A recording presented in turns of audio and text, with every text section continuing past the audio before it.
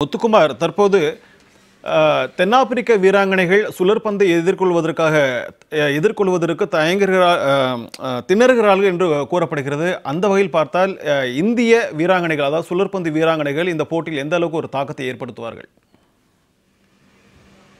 நிச்சயமாக இந்தியாவை பொறுத்தவரைக்கும் பேட்ஸ்மேன்கள் தான் மிகப்பெரிய பலமாக பார்க்கப்படுகிறது.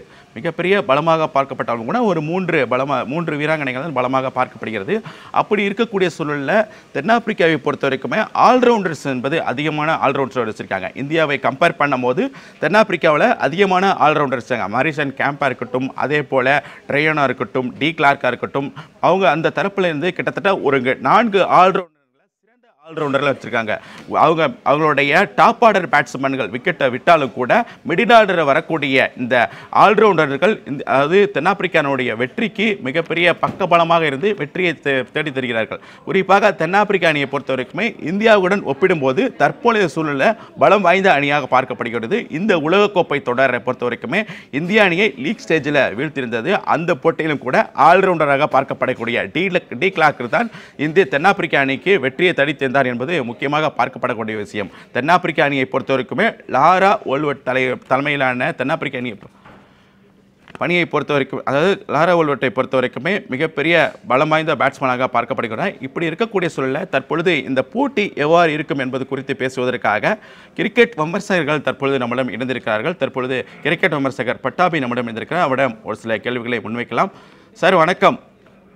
வணக்கம் சார், இந்த தென்னாப்பிரிக்கா இந்தியா அணிகளுக்கு இடையிலான இந்த இறுதிப் போட்டி என்பது மிகப்பெரிய ஒரு எதிர்பார்ப்பை என்பது ஏற்படுத்தியிருக்கிறது. மகளிர் உலகக்கோப்பை என்றாலே ஆஸ்திரேலியா, இங்கிலாந்து தான் ஆதிக்கம் செலுத்தினார்கள். தற்பொழுது ஒரு புதிய அணி சாம்பியன் பட்டத்தை பெற போயிருக்கிறது. உங்களோட கருத்தை சொல்லுங்க சார். நீங்க சொன்ன மாதிரி அந்த எக்ஸ்பெக்டேஷன் இருக்கு இல்லையா, கிரவுட் அந்த எக்ஸ்பெக்டேஷன் இருக்கிறது ரொம்ப நேச்சுரல் தான்.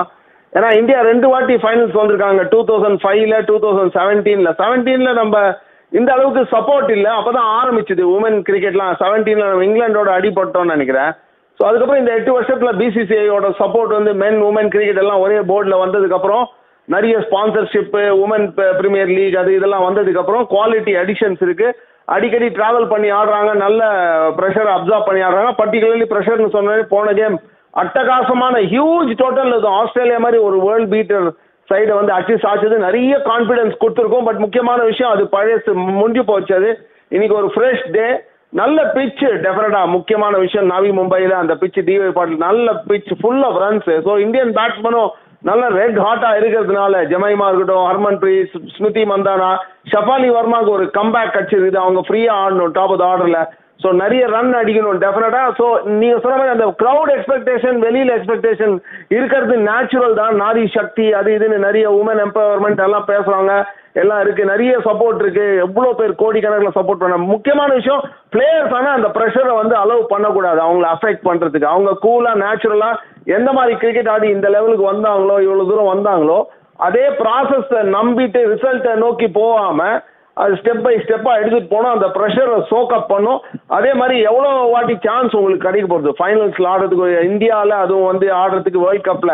ஸோ அதனால அந்த அக்கேஷனை என்ஜாய் பண்றதுக்கும் கூலாவும் இருக்க தெரியணும். அந்த பேலன்ஸ், அந்த டெலிகேட் பேலன்ஸை ஸ்ட்ரைக் பண்ண தெரியணும். அந்த ப்ரெஷரை எவன் நல்லா ஹேண்டில் பண்றாங்களோ அவங்க தான் வின் பண்ணுவாங்க ஜென்ரலா அந்த பிக் மூமெண்ட்ஸ். ஸோ காத்து இருந்தா பார்க்கணும். சவுத் ஆப்பிரிக்காவும் பெரிய பெரிய சைடு, அவங்களும் இங்கிலாந்து அட்ஜஸ்ட் ஆச்சிருக்காங்க. அவங்களும் நீங்க சொன்ன மாதிரி வின் பண்ணதுல அவங்களுக்கும் அந்த சென்ஸ் ஆஃப் டெஸ்பரேஷன் இருக்கும். அவங்களுக்கு தெரியும் இந்தியா மேல தான் ப்ரெஷர் இருக்கு. ஸோ அவங்க கூலா ஆடுறதுக்கு வாய்ப்பு இருக்கு. பட் கிரவுட் ஒரு ஹியூஜ் சப்போர்ட் தான் இந்தியாவுக்கு.